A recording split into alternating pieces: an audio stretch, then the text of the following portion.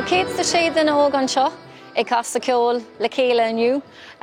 Mar dúirt mé le stílanna difriúna ceol acu, Geantraí snag ceol, Geantraí clasca agus go háirithe na Geantraí tradiisiúnta agus tagann siad ó gáthát tin tíre. Tá anna cuid ceolar i gceist agus is tótha ceol casta mar tá siad ag plé le ceol clasica. Tá siad ag déanamh tango, libertango scríofa ag Piazzolla agus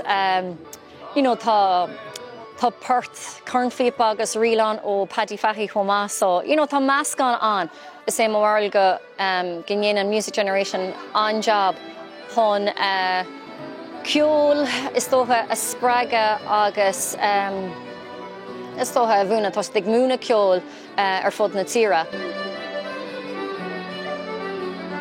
Well, bheith mé canna lotha níos déanaí Michealamar agus do Galway Seáil le cór úntach mór grí lán do Rinneadh óga, so tá masúil go mór lei sin.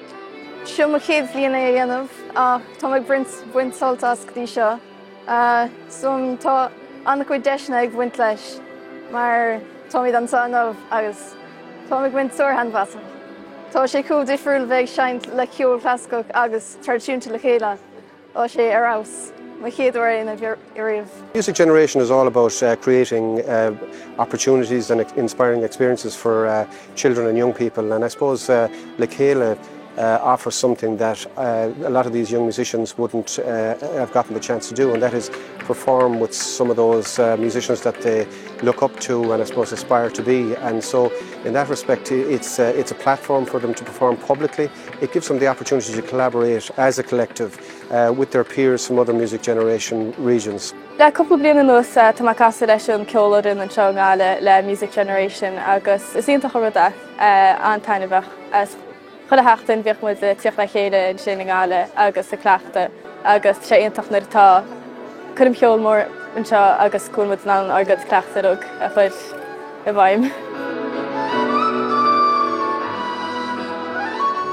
What's the make Sharon leis an orchestra agus tá sé le Music Generation.